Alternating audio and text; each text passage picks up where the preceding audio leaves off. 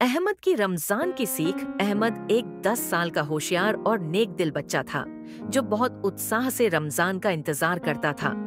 जब रमजान का चांद नजर आया तो उसकी खुशी का कोई ठिकाना नहीं रहा।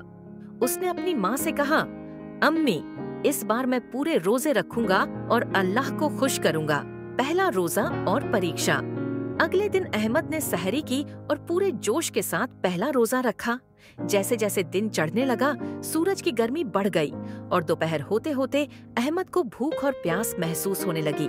उसने सोचा कि थोड़ा सा पानी पी ले, लेकिन फिर उसे याद आया कि अल्लाह सब कुछ देख रहा है।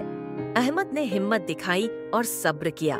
वह अपनी अम्मी के पास गया और बोला, अम्मी, रोजा रखना मुश्किल तो है, लेकिन मैं अल्लाह के लिए सब्र करूंगा।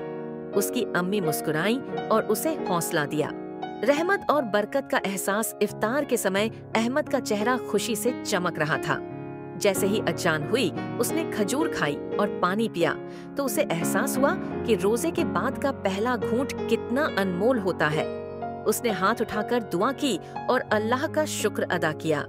रमजान की रातों में वह अपने अब्बू के साथ तरावीह के लिए मस्जिद जाता और कुरान सुनने का मजा लेता। एक दिन उसने अपने अब्बू से पूछा, अब्बू, रमजान में सब कुछ इतना खूबसूरत क्यों लगता है? उसके अब्बू मुस्कुराकर बोले, बेटा, रमजान सब्र, इबादत और दूसरों की मदद का महीना है।